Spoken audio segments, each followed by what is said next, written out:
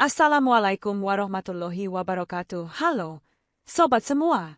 Selamat datang di channel Wonopotro, tempat di mana setiap kisah hidup menjadi inspirasi.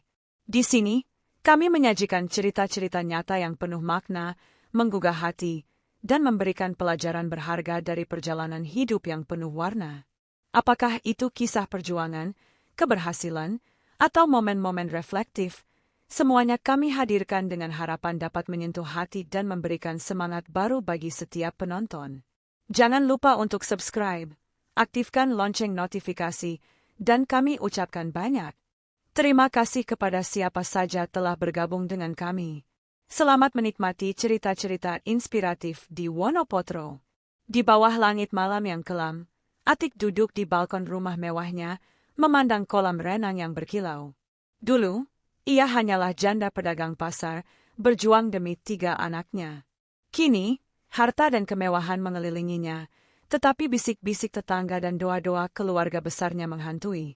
Dengan 2 pria asing dan seorang suami yang cuek, Atik menjalani hidup di tepi jurang moral. Jalan yang salah tetap salah kalau tidak tobat, gumamnya, namun hatinya membenarkan setiap langkah. Akankah ambisinya membawa kebahagiaan, atau justru menyeretnya ke konflik batin yang tak pernah usai? Pagi di kota kecil itu selalu ramai dengan hiruk-pikuk pasar. Di antara deretan pedagang yang menjajakan sayuran, ikan segar, dan rempah-rempah, Atik berdiri di belakang meja kayu sederhananya. Wanita berusia 45 tahun itu, dengan wajah yang masih memesona meski garis-garis halus mulai terlihat di sudut matanya, sibuk melayani pelanggan. Sorot matanya tajam, penuh semangat, namun ada bayang-bayang lelah yang tak bisa disembunyikan. Atik adalah seorang janda dengan 3 anak, Rudy, Roni, dan Reno. Hidupnya adalah perjuangan tanpa henti untuk memenuhi kebutuhan keluarganya, namun penghasilan dari dagangannya tak pernah cukup. Atik dulu bukanlah pedagang. Sebelum suaminya meninggal dunia karena sakit 5 tahun lalu, ia adalah ibu rumah tangga yang membantu suami mengelola usaha kecil-kecilan di bidang perikanan. Namun, setelah kepergian suami, usaha itu runtuh, meninggalkan Atik dengan utang dan 3 anak yang harus ia besarkan sendirian. Dengan tabungan yang menipis, ia memutuskan untuk berdagang di pasar, menjual apa saja yang bisa ia dapatkan, dari sayuran hingga pakaian bekas. Ia bangun sebelum fajar, menyiapkan dagangan, dan berjalan kaki ke pasar, membawa keranjang besar di punggungnya. Meski tubuhnya sering terasa remuk, Atik tak pernah mengeluh, at least, tidak di depan anak-anaknya. Rudy, anak sulungnya yang berusia 27 tahun, adalah lulusan Fakultas Teknik dari Universitas Negeri di kota tetangga. Ia adalah kebanggaan Atik, meski sifatnya yang temperamental sering membuat suasana rumah tegang. Rudy baru saja mendapat pekerjaan sebagai teknisi di sebuah perusahaan konstruksi, namun gajinya masih kecil, dan ia sering merasa frustrasi karena tak bisa banyak membantu ibunya. Setiap kali melihat Atik pulang dari pasar dengan wajah letih, Rudy merasa bersalah, tapi amarahnya lebih sering meledak pada hal-hal kecil, seperti piring kotor yang ditinggalkan adik-adiknya atau suara televisi yang terlalu keras. Roni, anak kedua yang sedang menempuh kuliah jurusan ekonomi di universitas swasta, memiliki pandangan hidup yang berbeda. Di usianya yang 22 tahun, Roni adalah sosok pragmatis. Baginya, hidup adalah soal bagaimana mendapatkan uang sebanyak mungkin dengan cara seefisien mungkin. Ia tak terlalu peduli dengan perjuangan ibunya di pasar, selama kebutuhan kuliahnya terpenuhi. Roni sering menghabiskan waktu di kafe bersama teman-temannya, berdiskusi tentang peluang bisnis atau sekadar memamerkan ponsel barunya yang dibeli dengan cicilan. Atik, meski tahu sifat Roni, tak pernah menghardiknya. Ia hanya berharap anaknya itu kelak bisa mandiri. Reno, anak bungsu yang masih duduk di bangku SMA kelas 2, adalah kebalikan dari kedua kakaknya. Di usia 17 tahun, ia pendiam, hampir tak pernah mengungkapkan apa yang ada di pikirannya. Reno sering menghabiskan waktu di kamarnya, membaca buku pelajaran atau mendengarkan musik melalui earphone murahnya. Di mata Atik, Reno adalah anak yang paling rapuh, yang seolah tak punya daya untuk menghadapi kerasnya hidup. Setiap kali Atik melihat Reno menunduk di meja makan, ia merasa cemas, tapi ia tak tahu bagaimana mendekati anaknya itu. Reno, di sisi lain, hanya ingin ibunya berhenti bekerja terlalu keras, tapi ia tak pernah tahu cara mengatakannya. Kehidupan mereka berempat berjalan dalam ritme yang penuh ketegangan. Rumah kecil mereka, yang terletak di gang sempit di pinggir kota, adalah saksi bisu dari perjuangan sehari-hari. Dindingnya sudah mengelupas, dan atapnya bocor saat musim hujan, tapi Atik selalu berusaha membuat rumah itu terasa hangat. Setiap malam, ia memasak apa saja yang tersisa dari pasar, kadang hanya nasi dengan tempe goreng dan sambal, dan mereka makan bersama di meja kayu yang sudah reot. Di momen-momen itu, Atik berusaha menciptakan tawa, menceritakan kisah-kisah lucu dari pasar atau menggoda Reno agar bicara lebih banyak. Namun, di balik senyumnya, ia menyimpan kekhawatiran yang tak pernah ia ungkapkan. Atik bukan hanya ibu, tapi juga tulang punggung keluarga. Ia bangga bisa menyekolahkan ketiga anaknya, meski itu berarti ia harus berhemat pada kebutuhan pribadinya. Pakaiannya sudah usang, dan ia jarang membeli apapun untuk dirinya sendiri. Satu-satunya kemewahan yang ia miliki adalah kemampuan berbahasa Inggris yang ia pelajari secara otodidak dari buku-buku bekas dan pelanggan asing yang kadang mampir ke pasar. Kemampuan ini membuatnya menonjol di antara pedagang lain, dan ia sering diminta membantu turis yang tersesat atau menerjemahkan dokumen sederhana. Namun, itu tak cukup untuk mengubah nasib keluarganya. Hari-hari Atik dipenuhi kerja keras, tapi di dalam hatinya, ia memimpikan kehidupan yang lebih baik. Ia ingin Rudy menemukan kedamaian, Ronnie belajar menghargai perjuangan, dan Reno keluar dari cangkangnya. Lebih dari itu, ia ingin anak-anaknya tak lagi merasakan pahitnya kemiskinan yang ia alami. Di pasar, di tengah terik matahari atau hujan deras, Atik sering melamun, membayangkan hari ketika ia bisa duduk tenang tanpa memikirkan tagihan atau kebutuhan besok. Namun, ia tahu bahwa mimpi itu tak akan datang dengan sendirinya. Malam itu, setelah anak-anaknya tidur, Atik duduk di beranda rumah, menatap langit yang penuh bintang. Di tangannya, ia memegang secangkir teh pahit yang sudah dingin. Pikirannya melayang pada masa depan. Ia tahu perjuangan ini tak akan mudah, tapi ia tak punya pilihan selain terus berjalan. Di kejauhan, suara jangkrik mengisi malam, seolah mengiringi doa-doa Atik yang tak pernah putus. Ia tak tahu bahwa sebentar lagi, hidupnya akan berubah, membawanya pada jalan yang penuh liku dan konflik yang tak pernah ia bayangkan sebelumnya. Langit pagi di pasar masih diselimuti kabut tipis ketika Atik tiba dengan dagangannya. Ia menata sayuran dan pakaian bekas di meja kayunya, menyapa pelanggan dengan senyum yang sudah menjadi kebiasaan. Namun, hari itu terasa berbeda. Di tengah kesibukannya, seorang wanita paruh baya bernama Sari, teman lama Atik dari kelompok arisan, mendekatinya dengan wajah penuh semangat. "Tik, ada kabar baik. Aku mau kenalin kamu sama seseorang," katanya, suaranya penuh misteri. Sari bercerita tentang Mark, seorang WNA dari Jerman yang sedang tinggal sementara di kota itu untuk urusan bisnis. Dia orang baik, kaya, dan cari teman ngobrol yang bisa bahasa Inggris, tambah Sari. Atik awalnya tak terlalu serius menanggapi.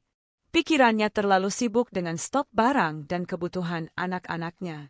Namun, Sari tak menyerah. Beberapa hari kemudian, ia mengajak Atik ke sebuah kafe kecil di pusat kota, tempat yang jarang Atik kunjungi karena harganya di luar jangkauan. Di sana, Mark menunggu, pria berusia 55 tahun dengan rambut perak dan senyum ramah. Ia mengenakan kemeja linen yang rapi, kontras dengan pakaian sederhana Atik yang sudah sedikit pudar.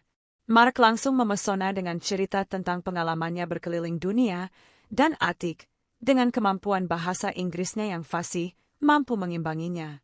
Untuk pertama kalinya dalam waktu lama, Atik merasa dihargai bukan hanya sebagai pedagang, tapi sebagai seorang individu. Pertemuan itu menjadi awal hubungan yang tak terduga. Mark sering mengunjungi pasar, membeli barang dari Atik sambil mengobrol panjang. Ia juga mengundang Atik untuk makan malam di restoran-restoran yang bagi Atik bagaikan dunia lain. Awalnya, Atik merahasiakan pertemuan itu dari anak-anaknya. Ia tak ingin Rudy, dengan sifatnya yang mudah tersulut, salah paham. Ia juga khawatir Ronnie akan menilainya dengan pandangan pragmatisnya, dan Reno. Atik tak yakin anak bungsunya itu akan peduli. Namun, rahasia tak bisa disimpan selamanya. Satu malam, ketika Atik pulang lebih larut dari biasanya, Rudy menyergapnya di ruang tamu. "Ibu kemana aja? Orang-orang di pasar udah ngomongin ibu sama bule," bentaknya. Atik, dengan tenang, mengakui hubungannya dengan Mark, tapi meminta anak-anaknya memahami bahwa ia hanya ingin kehidupan yang lebih baik. Setelah beberapa bulan pacaran, Mark melamar Atik. Pernikahan mereka digelar sederhana, hanya dihadiri keluarga inti dan beberapa teman dekat. Atik, mengenakan kebaya putih yang dibelikan Mark, tampak bersinar, meski ada ketegangan di udara. Rudy hadir dengan wajah cemberut, sementara Ronnie, yang melihat peluang dari kekayaan Mark, tersenyum lebar. Reno, seperti biasa, hanya diam di sudut ruangan. Setelah menikah, hidup Atik berubah drastis. Mark membelikan mereka rumah baru di kawasan yang lebih layak, lengkap dengan perabot modern. Ia juga memberikan mobil kecil untuk Atik, sesuatu yang tak pernah ia bayangkan sebelumnya. Anak-anaknya kini bisa hidup lebih nyaman. Rudy tak lagi kesulitan membayar cicilan motornya, Ronnie bisa membeli gadget baru tanpa cicilan, dan Reno mendapat seragam sekolah yang layak. Namun, kebahagiaan itu tak bertahan lama. Ketika pandemi COVID melanda pada awal 2020, Mark terpaksa kembali ke Jerman untuk mengurus bisnisnya.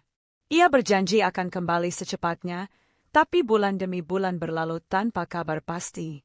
Komunikasi mereka semakin jarang, hanya sesekali melalui pesan singkat atau panggilan video yang penuh gangguan. Atik mulai merasa ditinggalkan. Rumah yang dulu terasa hangat kini sepi, meski penuh kemewahan.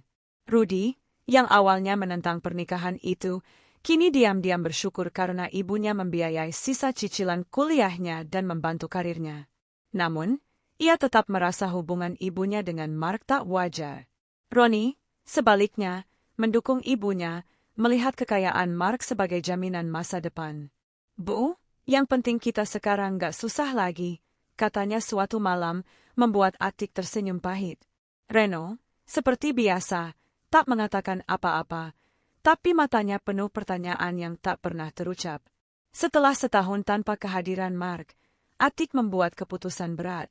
Ia mengajukan gugatan cerai melalui pengacara yang direkomendasikan temannya. Prosesnya tak mudah, mengingat Mark berada di luar negeri, tapi Atik bersikeras. Ia tak ingin hidup dalam ketidakpastian. Ketika cerai itu resmi, Atik merasa lega sekaligus hampa.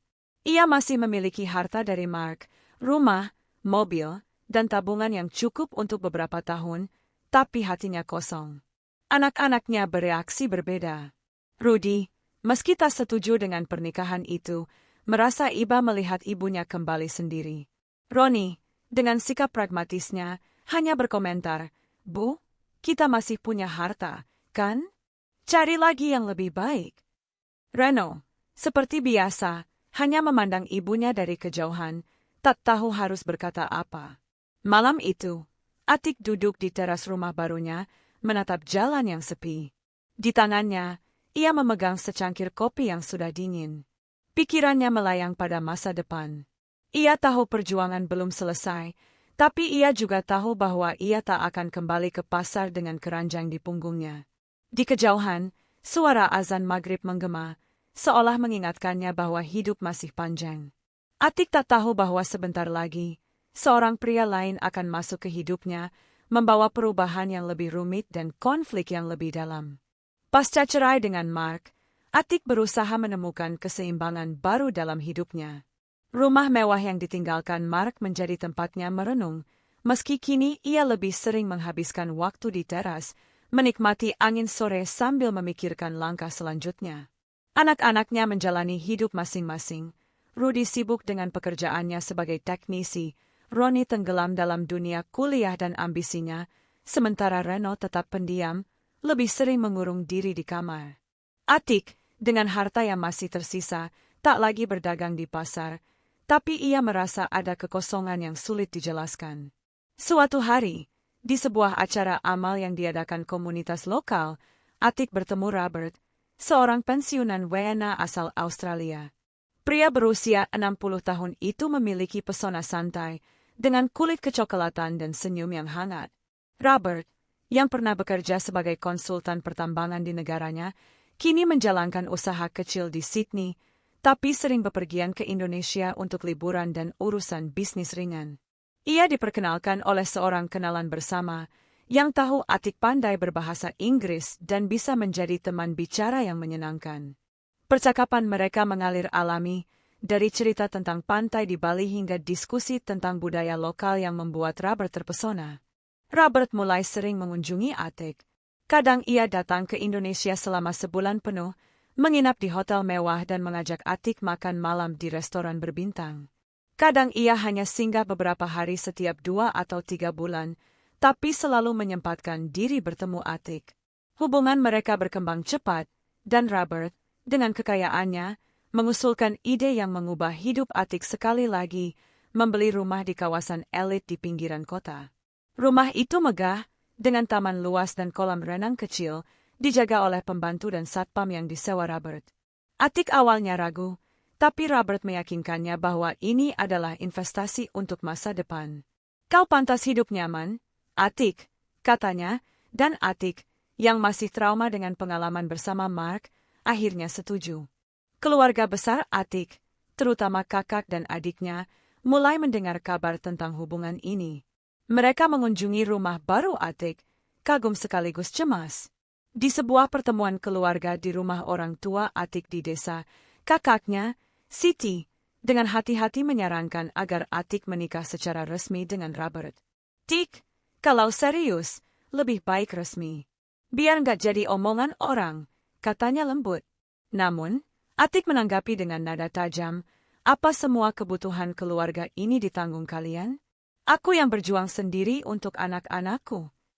Siti terdiam, tak ingin memperpanjang konflik, tapi kekhawatiran keluarga besar tetap menggantung. Di rumah, dinamika dengan anak-anaknya semakin rumit. Rudy, yang masih menyimpan amarah dari pengalaman dengan Mark, langsung bereaksi keras saat tahu ibunya dekat dengan pria asing lagi. Suatu malam, setelah Robert pulang ke Australia, Rudy memojokkan Atik di ruang makan. Ibu nggak belajar dari Mark, ya? Sekarang boleh lain lagi. Apa kata orang kalau ibu terus begini? Bentaknya. Atik, dengan mata berkaca-kaca, menjawab, Rudy, rumah ini, pekerjaanmu, semua dari perjuanganku. Kalau aku salah, apa kau mau ambil alih tanggung jawab ini? Rudy terdiam, wajahnya memerah. Ia tahu ia tak bisa lepas dari rasa terima kasih karena ibunya membiayai pendidikannya dan membantu karirnya, tapi kemarahannya tetap membara. Akhirnya, ia hanya menggeram dan pergi ke kamarnya, pintu dibanting keras. Ronnie, di sisi lain, melihat hubungan ibunya dengan Robert sebagai peluang. Bu, kalau Robert serius, minta dia biayain bisnis baru. Aku punya ide startup, katanya suatu hari sambil menunjukkan presentasi di laptopnya. Atik hanya tersenyum tipis, tahu Ronnie hanya memikirkan keuntungan pribadi. Reno, seperti biasa, tak banyak bicara. Namun, Atik memperhatikan anak bungsunya itu sering menatapnya dengan pandangan penuh pertanyaan. Sekali waktu, saat mereka berdua di dapur, Reno bertanya pelan, Bu, ibu bahagia nggak sama Robert? Atik terkejut, tak tahu harus menjawab apa. Ia hanya mengelus kepala Reno dan berkata, Ibu cuma ingin kita semua nggak susah lagi. Robert, meski tak selalu ada, membawa warna baru dalam hidup Atik. Ia mengajak Atik ke Bali untuk liburan singkat, memperkenalkannya pada teman-teman bisnisnya, dan bahkan mengajarinya cara mengelola investasi kecil. Atik, yang awalnya hanya pedagang pasar, kini mulai memahami dunia yang lebih luas. Namun, di balik kemewahan itu, ia merasa ada jarak. Robert tak pernah berbicara tentang pernikahan, dan jadwalnya yang tak menentu membuat Atik bertanya-tanya tentang masa depan. Ia ingin stabilitas, tapi juga tak ingin kehilangan kenyamanan yang Robert berikan. Malam itu, setelah Robert kembali ke Australia, Atik duduk di ruang tamu rumah barunya. Lampu kristal di atasnya memancarkan cahaya lembut, tapi hatinya gelisah. Ia memikirkan kata-kata keluarga besarnya, kemarahan Rudy, dukungan pragmatis Ronnie, dan pertanyaan polos Reno. Di luar, angin malam bertiup pelan, membawa aroma bunga dari taman. Atik tahu bahwa hubungannya dengan Robert, seperti halnya dengan Mark, akan membawa lebih banyak omongan dan konflik. Tapi ia juga tahu bahwa ia tak bisa kembali ke kehidupan lamanya. Dengan segelas teh di tangan, ia menatap langit gelap, bertanya pada dirinya sendiri, apakah ini jalan yang benar, atau hanya pelarian dari masa lalu? Rumah mewah di kawasan elit itu seolah menyimpan rahasia di setiap sudutnya. Pagi hari, sinar matahari menyelinap melalui jendela besar, menerangi ruang tamu yang dihiasi perabot mahal. Namun, di balik kemewahan itu, ketegangan di keluarga kecil Atik semakin memuncak. Hubungannya dengan Robert, yang kini menjadi bagian dari hidup mereka, memicu konflik yang tak kunjung reda. Atik berusaha menjalani hari-harinya dengan kepala, tapi suara-suara di rumah dan desas-desus dari luar membuatnya semakin terpojok. Rudy, yang kini semakin sibuk dengan pekerjaannya di perusahaan konstruksi, tak bisa menyembunyikan kemarahannya. Suatu malam, setelah pulang lembur dengan seragam penuh debu, ia menemukan Atik sedang menyiapkan makan malam di dapur. Bau masakan favoritnya, ayam goreng kecap, tak cukup meredakan amarahnya. Ibu masih ketemu sama Robert, kan? Aku dengar dari tetangga, dia nginep di sini minggu lalu, tuduhnya, suaranya meninggi. Atik, yang sedang mengaduk sayuran, berhenti sejenak. Ia menoleh, matanya tajam tapi penuh kelelahan. Rudy, aku nggak mau ribut. Robert cuma teman, dan apa yang aku lakuin, semua buat kalian, jawabnya, nadanya tegas. Rudy tertawa sinis. Teman? Ibu kira aku bodoh? Kalau ibu nggak hentiin ini, aku nggak tahu apa yang bakal aku lakuin, ancamnya, tangannya mengepal. Kata-kata itu seperti pisau bagi Atik. Ia tahu Rudy tak benar-benar akan menyakitinya, tapi ancaman itu menunjukkan betapa dalam luka yang dirasakan anak sulungnya. Rudy, meski temperamental, adalah anak yang selalu merasa berhutang budi. Ia ingat betul bagaimana Atik berjuang membiayai kuliahnya, bahkan saat mereka hampir tak punya apa-apa. Rumah ini, mobil yang ia pakai untuk kerja, semua berkat perjuangan ibunya, dan sebagian besar dari harta yang ditinggalkan Mark serta bantuan Robert. Rudy akhirnya keluar rumah, menghidupkan motornya dengan kasar, meninggalkan Atik dalam diam yang menyakitkan. Ronnie, sebaliknya, punya pandangan yang jauh berbeda. Mahasiswa ekonomi itu melihat hubungan ibunya dengan Robert sebagai tiket menuju kehidupan yang lebih mewah. Suatu sore, saat Atik sedang menyiram tanaman di taman, Ronnie mendekatinya dengan laptop di tangan. Bu, aku bikin proposal bisnis baru. Keren, kan? Kalau Robert mau investasi, kita bisa buka kafe di pusat kota, katanya penuh semangat, menunjukkan grafik dan angka-angka di layar. Atik memandang anaknya, tersenyum tipis. Ronnie, Robert nggak punya kewajiban apa-apa sama kita. Dia cuma membantu, ujarnya hati-hati. Ronnie mengedikkan bahu. Ya pokoknya, Bu jangan lepasin dia. Orang kaya gitu jarang, loh, komentarnya santai, lalu kembali ke kamarnya, meninggalkan Atik dengan pikiran yang semakin kusut. Reno, anak bungsu, tetap menjadi misteri. Ia kini lebih sering menghabiskan waktu di perpustakaan sekolah, menghindari keributan di rumah. Namun, suatu malam, saat Atik masuk ke kamarnya untuk mengantar teh hangat, ia melihat Reno sedang menulis sesuatu di buku catatan. Ren, kamu kenapa jarang ngomong akhir-akhir ini? Tanya Atik lembut, duduk di tepi ranjang. Reno menutup bukunya, ragu-ragu. Bu, apa ibu nggak takut orang-orang ngomongin kita? Di sekolah, teman-teman tanya kenapa kita pindah ke rumah besar. Katanya pelan, matanya menunduk. Atik merasa dadanya sesak. Ia ingin menjelaskan, tapi kata-kata terasa macet di tenggorokan. Ren, ibu cuma mau kita hidup lebih baik. Orang boleh ngomong apa aja, tapi ibu nggak akan berhenti berjuang, jawabnya akhirnya, meski tahu jawabannya tak sepenuhnya menenangkan Reno. Desas-desus di lingkungan semakin liar.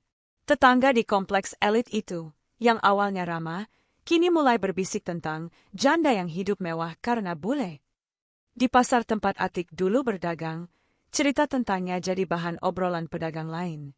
Atik berusaha tak peduli, tapi omongan itu sampai ke telinganya melalui teman-teman lamanya.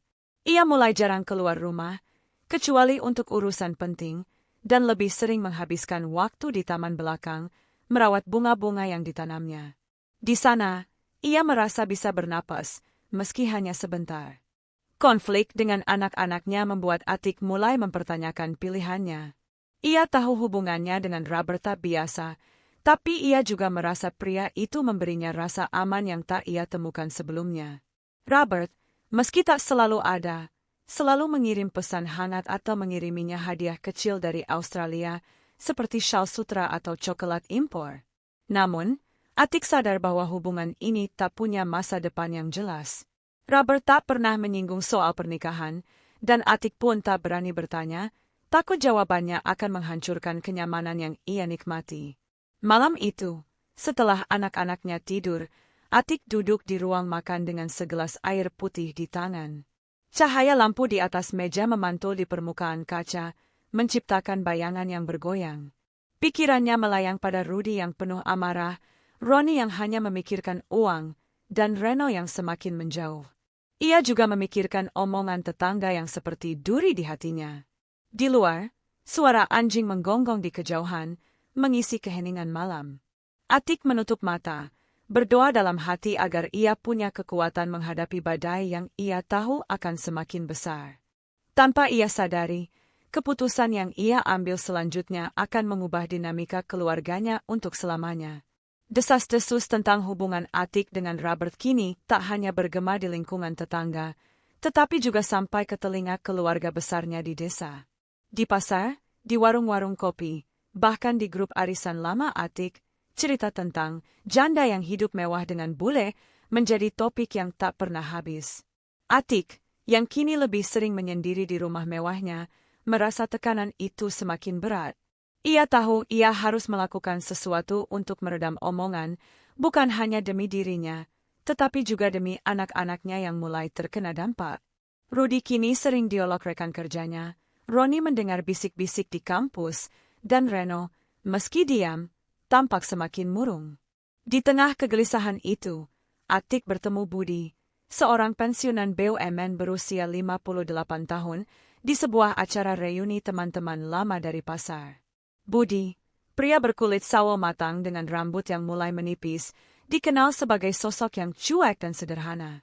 Ia baru saja pensiun dari perusahaan minyak negara setelah 30 tahun bekerja, dan kini hidup dari uang pesangon yang ia simpan di deposito untuk membiayai kuliah anaknya dari pernikahan sebelumnya di kota lain. Budi tak banyak bicara, tapi tatapannya tenang, seolah dunia tak pernah mengganggunya.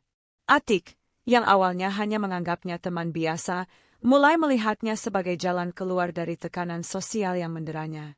Setelah beberapa kali bertemu untuk ngopi atau makan siang, Budi melamar Atik dengan cara yang sederhana. "Tik, aku nggak punya banyak, tapi aku bisa kasih hidup tenang. Mau nggak jadi istriku?" katanya suatu sore di warung makan sederhana. Atik, setelah berpikir panjang, menerima lamarannya. Ia tahu pernikahan ini bukan tentang cinta, melainkan tentang stabilitas dan cara untuk menutup mulut tetangga. Pernikahan mereka digelar di rumah Atik, hanya dengan upacara sederhana yang dihadiri keluarga inti dan beberapa tetangga. Atik mengenakan kebaya sederhana, sementara Budi tampil dengan jas lusuh yang ia akui sudah dipakai sejak pernikahan pertamanya. Budi pindah ke rumah mewah Atik, tapi ia seolah tak terpengaruh oleh kemewahan itu. Baginya, hidup sederhana saja cukup, makan enak, tidur nyenyak, dan sesekali menonton televisi. Ia tak pernah bertanya tentang keuangan Atik atau asal-usul rumah itu. Ketika Atik harus pergi untuk urusan bisnis selama sebulan, sebenarnya untuk menemani Robert di Bali atau Jakarta, Budi tak pernah mengeluh. "Aku tahu kamu sibuk, Tik. Aku di sini aja," katanya dengan senyum kecil, lalu kembali membaca koran. Entah ia benar-benar tak tahu atau pura-pura, Budi seolah tak peduli dengan kehidupan ganda yang dijalani Atik. Anak-anak Atik bereaksi berbeda terhadap pernikahan ini. Rudy, yang masih menyimpan kemarahan atas hubungan ibunya dengan Robert, melihat Budi sebagai sosok yang tak berbahaya, tapi juga tak berarti. Selama dia nggak ganggu, terserah ibu, katanya dingin saat Atik meminta pendapatnya. Roni, dengan sikap pragmatisnya, hanya mengedikkan bahu. Yang penting rumah ini aman, Bu. Budi kayaknya nggak bakal bikin masalah, ujarnya, lalu kembali sibuk dengan ponselnya. Reno, seperti biasa, tak banyak bicara, tapi Atik melihat sedikit kelegaan di matanya, seolah kehadiran Budi memberi sedikit rasa normal pada keluarga mereka. Pernikahan ini berhasil meredam omongan tetangga untuk sementara. Di pasar, orang-orang mulai berkata, "Oh, Atik sekarang menikah sama orang lokal," ternyata. Namun, di kalangan keluarga besar, kekhawatiran tak benar-benar hilang. Adik Atik, Lina, yang datang berkunjung seminggu setelah pernikahan, berbicara dengan nada prihatin. "Tik, Budi orang baik, tapi apa kamu beneran bahagia? Aku dengar kamu masih dekat sama bule itu," katanya saat mereka duduk di beranda. Atik tersenyum kecut. "Lina, aku cuma ingin anak-anakku nggak susah. Budi bantu aku nutup omongan orang." "Itu cukup," jawabnya, tapi suaranya tak sepenuhnya yakin. Kehidupan dengan Budi berjalan tanpa gejolak besar, tapi juga tanpa kehangatan. Budi sering menghabiskan waktu di ruang tamu, menonton berita atau mengutak-atik radio tuanya, sementara Atik sibuk dengan urusan rumah atau berkomunikasi dengan Robert melalui pesan singkat. Robert, yang kini jarang datang karena urusan bisnis di Australia, tetap mengirimi Atik uang dan hadiah, menjaga hubungan mereka tetap hidup. Atik, di satu sisi, merasa aman dengan kehadiran Budi, tapi di sisi lain, ia tak bisa lepas dari kenyamanan yang diberikan Robert. Malam itu, setelah Budi tertidur di kamar tamu yang ia pilih sebagai tempatnya, Atik duduk di balkon rumah, memandang kolam renang yang berkilau di bawah cahaya bulan. Pikirannya dipenuhi kontradiksi. Ia kini punya suami yang diterima masyarakat, tapi hatinya masih terikat pada kebebasan yang diberikan Robert. Ia memikirkan anak-anaknya, yang masing-masing punya luka dan harapan sendiri. Di kejauhan, suara burung hantu menggema, seolah mengingatkannya pada doa-doa keluarga besarnya yang tak henti memohon agar ia berubah. Atik menarik napas panjang, tahu bahwa keputusan berikutnya akan menentukan arah keluarganya, tapi ia belum siap melepaskan apa yang telah ia bangun. Atik berdiri di tepi taman belakang rumah mewahnya, menyiram bunga-bunga melati yang mulai mekar. Aroma harumnya sejenak menenangkan pikirannya, tapi bayang-bayang konflik yang menyelimuti hidupnya tak pernah benar-benar pergi. Kini, dengan Budi sebagai suami resmi dan Robert yang masih hadir di sela-sela kehidupannya, Atik hidup di persimpangan antara ambisi dan moralitas. Ia dikenal sebagai sosok dermawan di desa asalnya, tempat ia membiayai pembangunan jalan baru dan sering mengirim bantuan untuk fakir miskin. Namun, di balik kedermawanannya, keluarga besarnya melihat jalan yang ia tempuh sebagai keliru, dan doa-doa mereka untuk pertobatan Atik terus menggema. Keluarga besar Atik, terutama kakak dan adiknya, sering berkumpul di rumah orang tua mereka di desa. Dalam pertemuan itu, mereka berbisik tentang Atik dengan nada penuh prihatin. "Dia dermawan, tapi caranya mencari harta itu salah," kata Siti, kakak Atik, sambil menggeleng. Mereka tahu Atik pernah hidup susah, berjuang sendirian untuk anak-anaknya, tapi bagi mereka, kemiskinan bukan alasan untuk menjalani hidup yang bertentangan dengan nilai-nilai yang mereka pegang. Lina, adik Atik, hanya menghela napas. "Kita cuma bisa doain dia sadar sebelum terlambat," ujarnya. Doa-doa mereka dipanjatkan setiap malam, berharap Atik menemukan jalan kembali, tapi mereka tahu perubahan harus datang dari hati Atik sendiri. Di rumah, Atik sering merenung di balkon saat malam tiba. Cahaya bulan memantul di kolam renang, menciptakan kilau yang kontras dengan kegelapan batinnya. Ia sadar tindakannya memicu konflik, tapi ia membenarkan dirinya dengan logika yang ia ciptakan sendiri. "Jalan yang salah tetap salah kalau nggak tobat," gumamnya suatu malam, mengutip perkataan yang pernah ia dengar dari kakaknya. Namun, dalam hati, ia merasa apa yang ia lakukan adalah demi keluarga kecilnya. Rumah mewah, pendidikan anak-anaknya, dan kenyamanan yang kini mereka nikmati adalah hasil perjuangannya. Kalau nggak aku, siapa lagi? Katanya pada dirinya sendiri, seolah mencari pembenaran untuk langkah-langkahnya. Atik tak pernah berhenti membantu orang lain. Ia baru saja mengirim donasi untuk panti asuhan di kota, dan minggu lalu ia membayar biaya pengobatan tetangga yang sakit.